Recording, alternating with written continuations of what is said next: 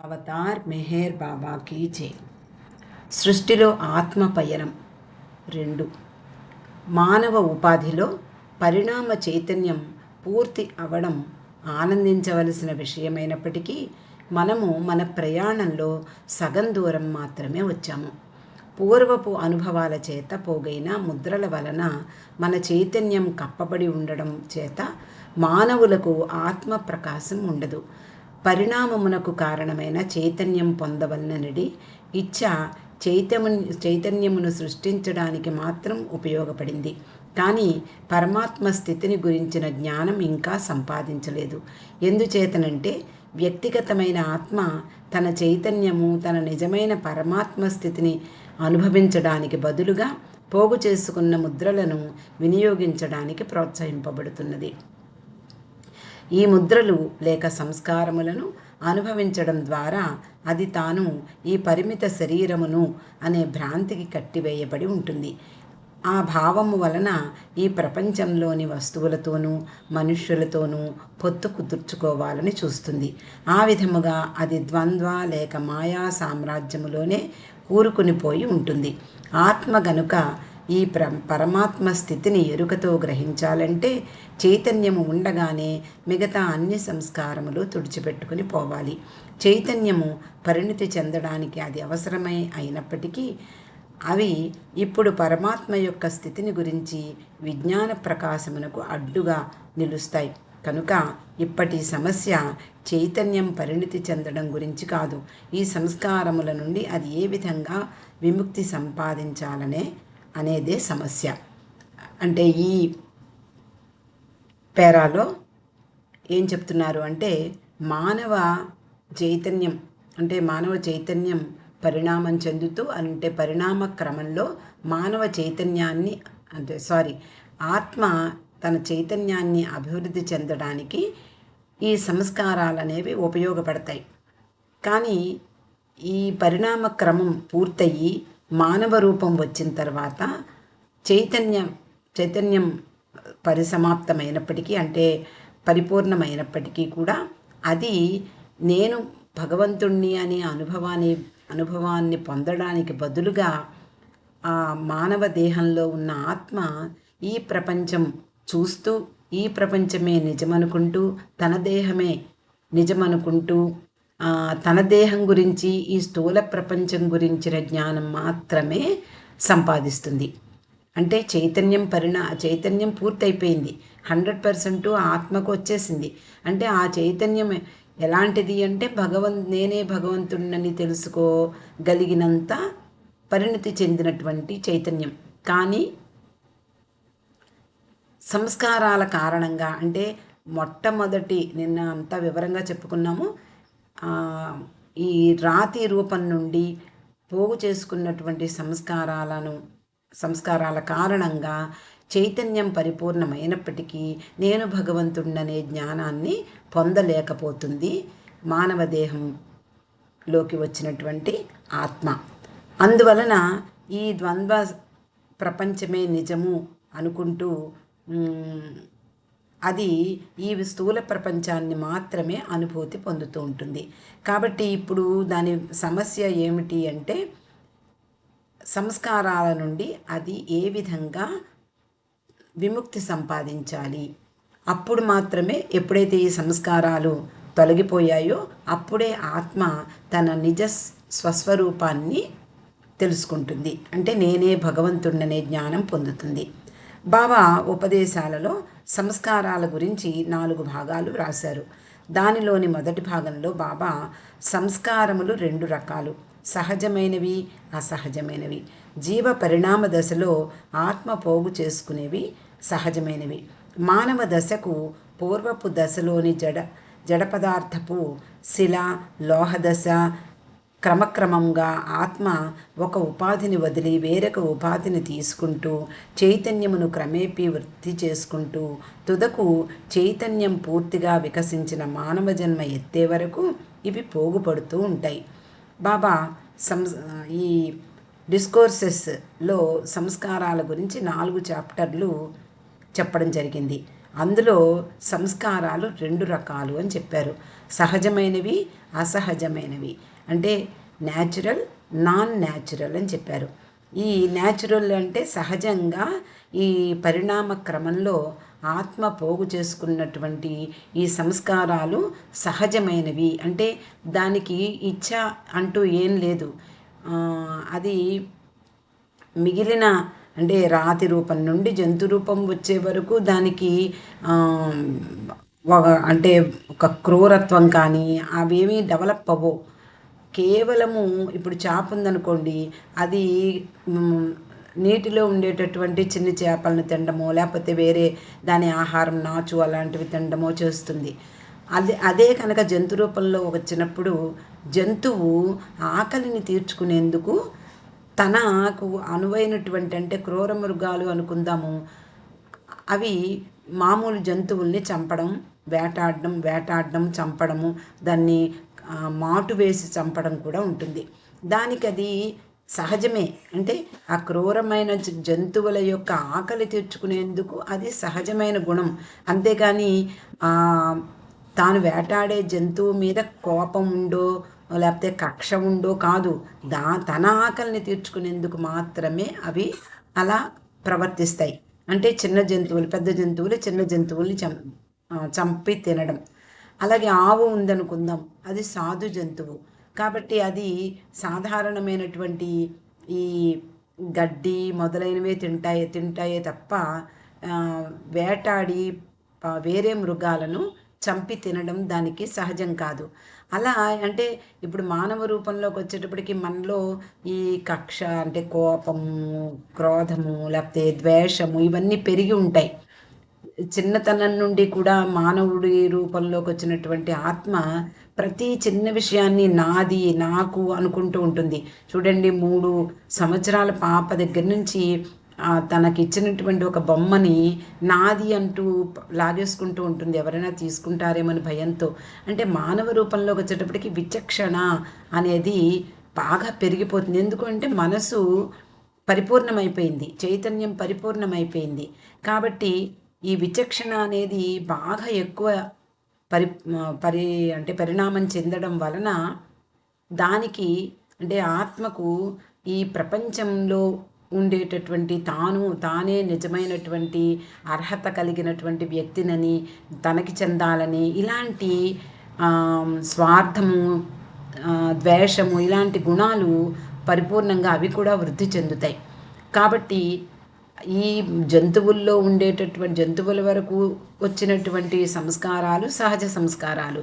మానవ దేహం వచ్చిన తర్వాత పోగుపడే సంస్కారాలు అంటే మొదటి మానవ దేహం వచ్చిన తర్వాత అవన్నీ క్రూరమైనటువంటి లేదా జంతు సంబంధమైన సంస్కారాలే ఉంటాయి మొదటి మానవ రూపంలో. అవన్నీ తీర్చుకునేందుకు మళ్ళీ జన్మెత్తాలి.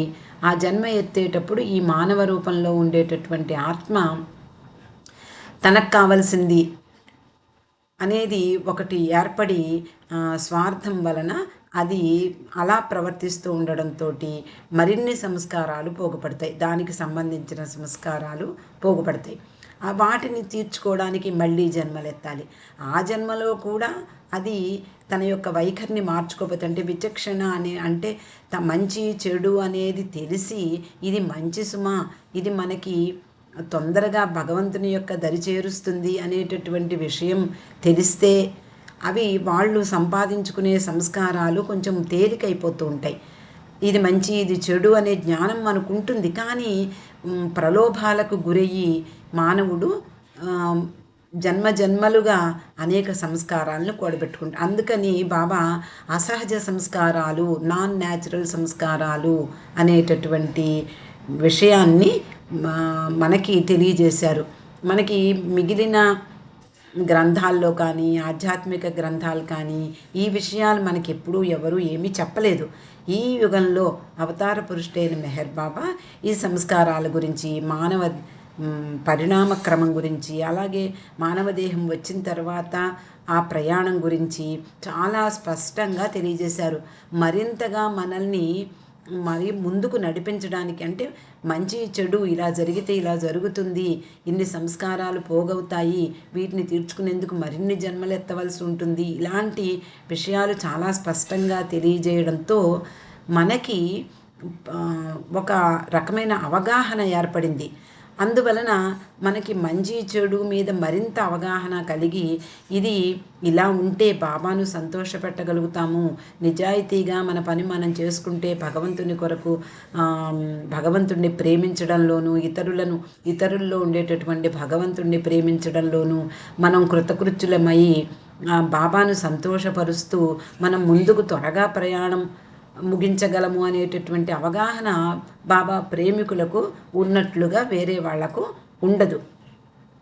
కాబట్టి ఇక్కడ బాబా ఏం చెప్తున్నారు అంటే, మానవ దశకు పూర్వజన్మల్లో సంపాదించుకున్నటువంటివి సహజ సంస్కారాలని, మానవ రూపం వచ్చిన తర్వాత మరిన్ని జన్మలలో పోగు చేసుకునే సంస్కారాలు అసహజ సంస్కారాలని చెప్పడం జరిగింది. అలా చైతన్యమును వృద్ధి చేసుకుంటూ తుదకు చైతన్యం పూర్తిగా వికసించిన మానవ జన్మ ఎత్తే వరకు ఈ సహజ సంస్కారాలు పోగుపడుతూ ఉంటాయి. మానవ జన్మకు పూర్వపు దశల్లో పోగు చేసుకున్నటువంటి ఈ సంస్కారాలు గురించినటువంటి విషయాలు అనేకము బాబా పుస్తకాలలో తెలియజేయడం జరిగింది. ఈ సహజ సంస్కారాలకు మానవ జన్మ ఎత్తిన తర్వాత ఆత్మకు సంక్రమించే సంస్కారాలు మధ్య భేదం జాగ్రత్తగా పరిశీలించవలసి ఉంటుంది. అంటే సహజ సంస్కారాలంటే ఏమిటో మనం తెలుసుకున్నాము, అసహజ సంస్కారాలు అనేవి కూడా తెలుసుకున్నాము. వీటి మధ్య తేడాని మనం జాగ్రత్తగా పరిశీలించాలి. కాబట్టి ఈ అసహజ సంస్కారాలు ధర్మాధర్మములను, మంచి చెడులను స్వేచ్ఛగా నిర్ణయించుకోగలిగిన నైతిక చైతన్యం వలన కలుగుతోంది. మానవ జన్మ ఎత్తిన తర్వాత ఏది మంచి ఏది చెడు అంటే జంతువుల్లో లేనటువంటి మనసు అభివృద్ధి చెందడం వలన మనకి విచక్షణ అనేది ఏర్పడింది. కాబట్టి ఈ సంస్కారాలను పోగు చేసుకుంటున్నాం కదా, వాటిని ఎలా వదిలించుకోవాలి అనేది మనకే స్పష్టంగా తెలుస్తుంది. కాబట్టి ఆ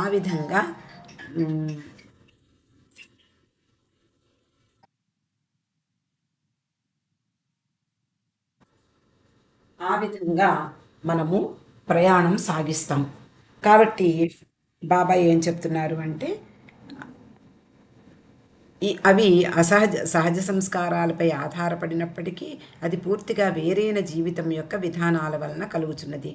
వాటి పుట్టుకలో అవి సహజ సంస్కారముల కంటే ఇటీవల కాలమునకు చెందినవి. ఈ కాల పరిణామం భేదముల చేతను, సంస్కారములు రూపొందిన పరిస్థితుల్లోని భేదముల వలనను, ఆత్మకు అంటిపెట్టుకుని ఉండే దృఢత్వములోని తారతమ్యములు కాననగును. సహజ సంస్కారములు బహుపురాతనమైన వగుట చేత చాలా దృఢముగా పాతుకుని పోయి ఉంటాయి. అందువలన వీటికన్నా ఈ అసహజ సంస్కారములను సులువుగా నిర్మూలింపవచ్చు. అంతేకాదు సద్గురు కటాక్షము లేనిదే సహజ సంస్కారములను నిర్మూలించడం అసాధ్యం. దీనివలన అవి ఎంత గట్టిగా పట్టుకుని ఉంటాయో మనం ఊహించగలము. అంటే ఈ రెండు సంస్కారాలు, సహజ అసహజ, ఈ రెండు సంస్కారాలను మనం పోగు చేసుకుంటూ ముందుకు నడుస్తూ ఉన్నప్పుడు మనకు భగవంతుని కృపా కటాక్షంతో సద్గురువు యొక్క లేదా అవతార పురుషుని యొక్క సాన్నిధ్యం లభించినప్పుడు అతి సులువుగా మన సంస్కారాలు ఖర్చు అవుతాయి. అందుకనే బాబా తన దర్శనానికి వచ్చిన వాళ్ళకి, అలాగే తన సహవాస్కి వచ్చినటువంటి ప్రేమికులకు బాబా చెప్పేవారు, ఈ రోజు నుండి మీకు సంక్రమించిన, అంతకుముందు సంక్రమించిన సంస్కారాలన్నీ ఈ రోజుతో తుడిచిపెట్టబడ్డాయి. ఇక ముందు నుండి మీదే బాధ్యత అని చెప్పేవారు. కాబట్టి అంటే ఒక అవతార పురుషుని యొక్క సన్నిధిలో ఎలాగా అంటే మానవుని యొక్క సంస్కారాలు ఎలా ఖర్చు అవుతాయో మనకి అర్థమవుతోంది. ఈ సంస్కారముల సంపాదన గురించి బాబా ఈ విధంగా వివరించారు. ఒక కర్ర చుట్టూ ఒక దారమును చుట్టడం లాంటిది ఇది. దారం సంస్కారాలను సూచిస్తే కర్ర ప్రత్యేకమైన ఆత్మ యొక్క మనస్సును సూచిస్తుంది.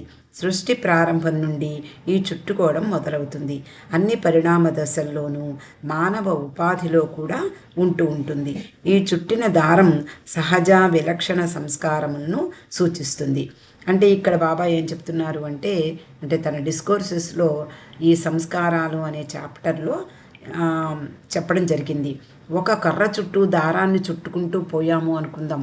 అలాగా మనకి తొలినాటి నుండి అంటే రాతి రూపం నుండి మనకి వచ్చినటువంటి అంటే సహజంగా వచ్చినటువంటి అబ్బినటువంటి ఈ సంస్కారాలన్నీ కూడా కర్రకు చుట్టుకుంటూ మానవ రూపం వచ్చిన తర్వాత అక్కడ నుండి అసహజ సంస్కారాలు చుట్టుకుంటూ ఆ చుట్ట మరింత పెరుగుతూ ఉంటుందన్నమాట.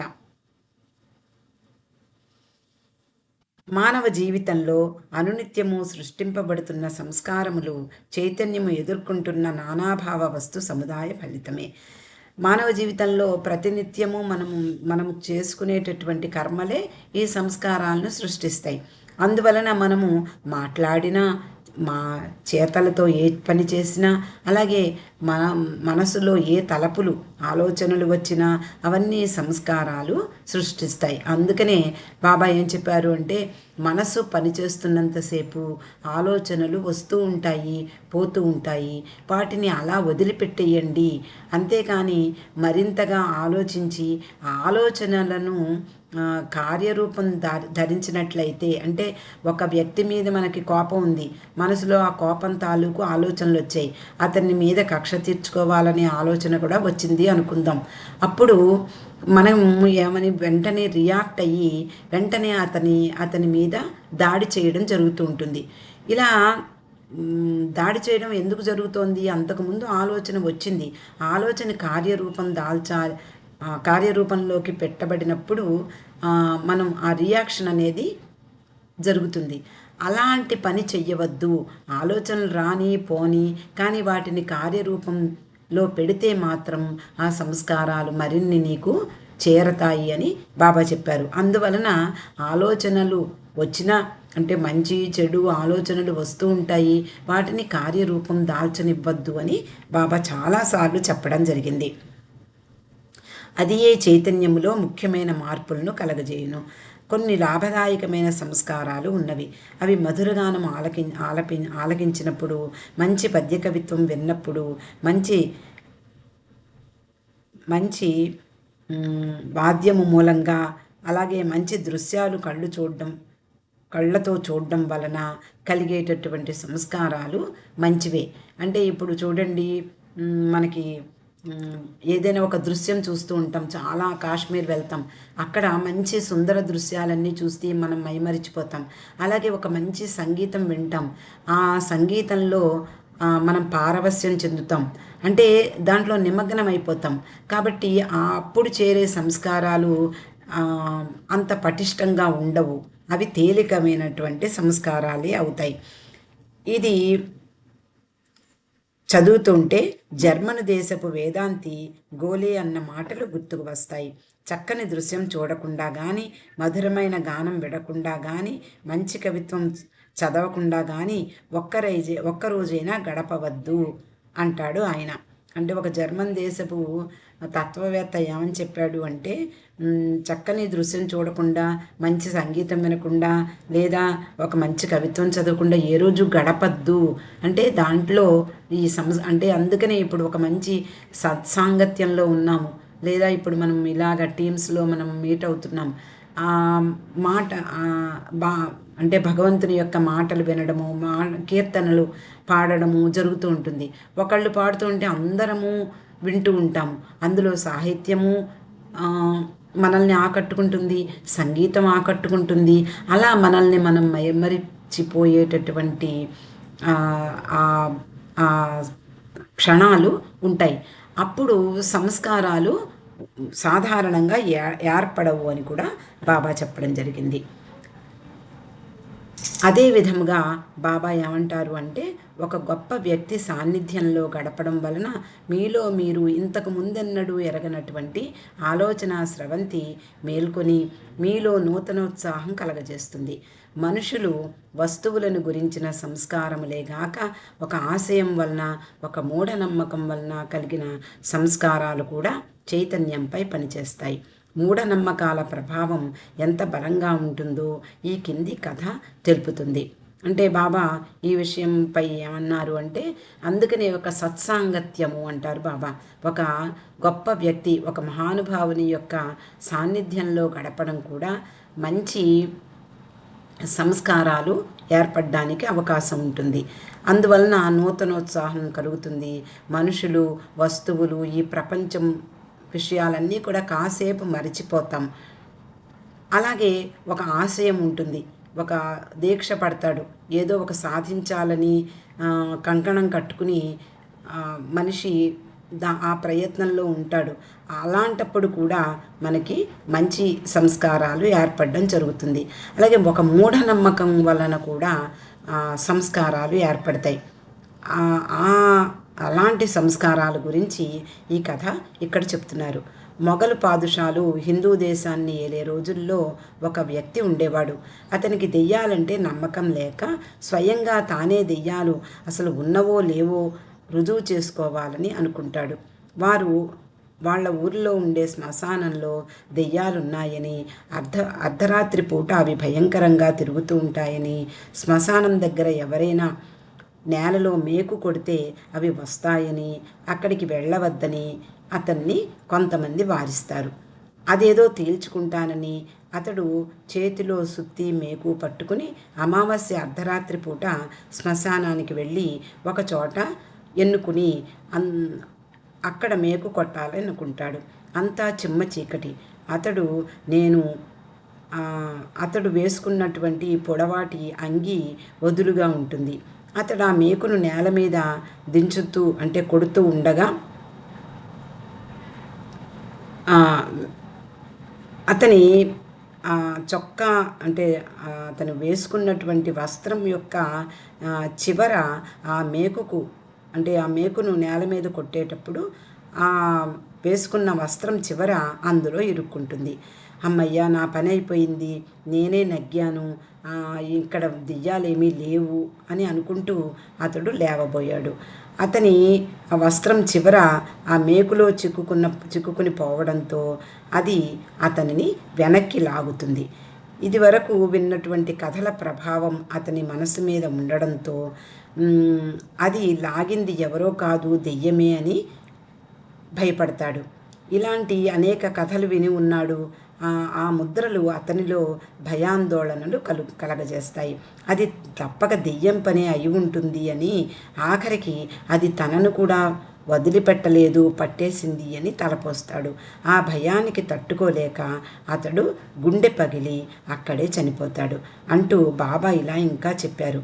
ఈ ముద్రల శక్తి ప్రభావం తక్కువగా అంచనా వేయడానికి వీల్లేదు. ఒక ముద్ర అనగా ఒక ఘనీభవించిన శక్తి. దాని జడత్వము దాన్ని చలనము లేని దానిగాను బహుకాలం ఉండిపోయేలాగున చేస్తుంది. మానవుని మనసుపై అది ఎంత గాఢంగా హత్తుకుని పోయి ఉంటుందంటే, దానిని తుడిచిపెట్టాలని అతడెంత నిజాయితీగా ప్రయత్నించినప్పటికీ అది ప్రత్యక్షంగానూ పరోక్షంగానే పనిచేస్తూ దాని కాలం అది తీసుకుంటుంది. మానవుని మనసులో వివిధములైన పరస్పర విరుద్ధములైన సంస్కారాలు ముద్రింపబడి ఉంటాయి అంటున్నారు బాబా. ఈ కథ అందరికీ అర్థమయ్యే ఉంటుంది. ఈ ఒక వ్యక్తి దెయ్యాలు లేవు అని నమ్మకం లేక దెయ్యాలు లేవు అని నిరూపించడానికి తనను తాను బలిచ్చుకుంటాడు. ఎందుకు? ఇది కూడా సంస్కారాల ఫలితమే. అంతకుముందు ఎన్నో కథలు విన్నాడు, దెయ్యాలు తిరుగుతాయని, లేకపోతే దెయ్యాలు ఎవరినో భయపెట్టాయని, లేదా దెయ్యాలు ఎవరినో చంపేశాయని, లేకపోతే ఎవరినైనా ఆక్రమించాయని, ఇలాంటి కథలు ఎన్నో విని ఉన్నాడు. కాబట్టి అతనిలో ఆ సంస్కారాలు పనిచేయడంతో అతడు అంటే తాను కొట్టినటువంటి ఆ మేకులో తన వస్త్రం చిక్కుకుపోయి అది కూడా మేకుతో పాటు నేలలోకి దిగిపోయి ఉంది. అది వెనక్కి లాగినప్పుడు మరి అంత చిమ్మ చీకట్లోనూ ఎవరికైనా భయం కలగడం సహజం. కాబట్టి ఇతడు అంతకుముందే ఈ కథలన్నీ విని ఉన్నాడు కాబట్టి, ఓ ఇంకేముంది నన్ను కూడా దెయ్యం పట్టేసింది అని భయపడిపోయి ఆ దెయ్యం వలన కలిగిన ఆ భయంతో గుండె పగిలి చనిపోతాడు. ఇక్కడ బాబా ఏం చెప్తున్నారు అంటే, ఈ భయానికి తట్టుకోలేక గుండె పగిలి చచ్చిపోతాడు తప్ప అతనికి నిజంగా నమ్మకం ఉండి ఉంటే, నిజంగా అతడు దెయ్యాలు లేవు అని నమ్మకం ఉండి ఉంటే అతడు బయటపడేవాడే. నిజంగా తెలుసుకుని ఉంటాడు తాను కొట్టినటువంటి మేకుకి తగిలికున్నటువంటి తన వస్త్రమే తనని అడ్డుకుంటోందని. అందువలన బాబా ఏమంటున్నారు అంటే, ఈ ముద్రల యొక్క అంటే ఈ సంస్కారాల యొక్క శక్తి ప్రభావాన్ని తక్కువగా అంచనా వేయడానికి వీల్లేదు. ఒక సంస్కారం ఏర్పడింది అంటే అది గట్టిగా ఏర్పడి అది చలనం లేకుండా చాలా కాలం మనసులో ఉండిపోతుంది. మానవుని మనసుపై అది ఎంత గాఢంగా హత్తుకుని ఉంటుంది అంటే అది ఏమాత్రము ఎంత తుడిచిపెడదామని ప్రయత్నించినా అది పోదు అంటున్నారు. అలా మానవుని మనసులో వివిధములైన పరస్పర విరుద్ధమైన సంస్కారాలు ముద్రింపబడి ఉంటాయి. చైతన్యంలో రూపుదిద్దుకునేటప్పుడు ఈ సంస్కారములలో సంఘర్షణ బయలుదేరి మానవుని మనసులో అలజడి కలుగుతుంది. అనుభవము ఎప్పుడు కలిగి గజిబిజిగాను సంశయాత్మకంగాను తత్తరపాటుతోనూ విడదీయరాని చుక్కులో ఉండి ఊగుసలాడుతూ ఉంటుంది. చెడు కానీ మంచి కానీ అన్ని విధములైన సంస్కారముల ముద్ర నుండి చైతన్యం విముక్తి పొందే వరకు అలాగే ఉంటుంది. సంస్కారాల ముద్రలన్నీ పూర్తిగా చైతన్యము నుండి తుడిచిపెట్టుకుపోయినప్పుడే అనుభవమునకు నిజమైన ఏకీకృత లభిస్తుంది. దీనినే ఇంకో విధంగా చెప్పాలి అంటే మానవులు అన్ని బాధల నుండి విముక్తి పొందడము అని ఇక్కడ చెప్తున్నారు. అంటే మానవుడి యొక్క మనసుకి రెండు రకాల సంస్కారాలు ఏర్పడతాయి అని మనం తెలుసుకున్నాం. సహజ సంస్కారములు, అసహజ సంస్కారములు. సహజ సంస్కారములు అవి ఎప్పటి నుండో మనకి తెలియకుండా సంక్రమించినవి. కానీ ఇప్పుడు మానవ జన్మ ఎత్తిన తర్వాత ఏర్పడినటువంటి సంస్కారాలన్నీ కూడా అసహజమైనటువంటివి. ఎందుకు అంటే మనకి తెలిసి తప్పులు చేయడము, తెలిసి గోతులో దిగడం లాంటిది. అలాగా మనం కావాలని అంటే మనకు విచక్షణ ఉండి మంచి చెడు ఆలోచన ఉన్నప్పటికీ కూడా మనసు యొక్క ప్రలోభానికి లొంగి ఈ ప్రపంచ విషయాల పట్ల ఆసక్తి కలిగి ఈ ప్రపంచ విషయాలనే నిజమనుకుని నమ్మి ఇవి కావాలి అవి కావాలి అనుకోవడము, అలాగే కష్టాలు నష్టాలు ఇవన్నీ భరిస్తూ మరింతగా వాటిలో కూరుకుపోవడము. అంటే చూడండి ఎవరో ఒక వ్యక్తి పేకాట మీద శ్రద్ధతోటి దాంట్లో నిమగ్నం అయిపోతాడు. అంటే దాని నుండి బయటపడలేడు. నిజమే, పోతూ ఉంటాయి, డబ్బులు పోతూ ఉంటాయి. కానీ ఎప్పుడైనా వచ్చినప్పుడు మరింత సంపాదించాలనే ఆశ ఉంటుంది. పోయినప్పుడు ఇంకా పట్టుదల పెరిగి ఎలాగైనా దాన్ని తిరిగి సంపాదించాలనే ఆసక్తితోటి మరింతగా అతడు అందులో నిమగ్నమైపోతాడు. ఏ బలహీనత అయినా అంతే. మన బాబా అంతవరకు వెళ్ళక్కర్లేదు. బాబా చిన్న ఎగ్జాంపుల్ చెప్పారు. ఏమిటి? పరోక్ష నింద చేయకూడదని. మనం ఎంతవరకు కృతకృత్యులం కాగలము? పరోక్ష నింద చేయకుండా ఎంత కంట్రోల్ చేసుకున్నా అది తప్పు అని మనకు తెలుసు. అయినా కూడా ఆ ప్రలోభం అంటే బలహీనత, దానికి లొంగి ఏదో ఒక రకంగా ఏదో ఒక మాట అనకుండా ఉండలేం. అలాగా మనకు తెలిసి ఎన్నో సంస్కారాలు మానవుని రూపంలో ఉండే ఆత్మ పోగు చేసుకుంటూ ఉంటుంది అని బాబా చెప్తున్నారు. ఇక్కడికి ఈరోజు ముగిద్దామండి. అవతార్ మెహర్ బాబాకి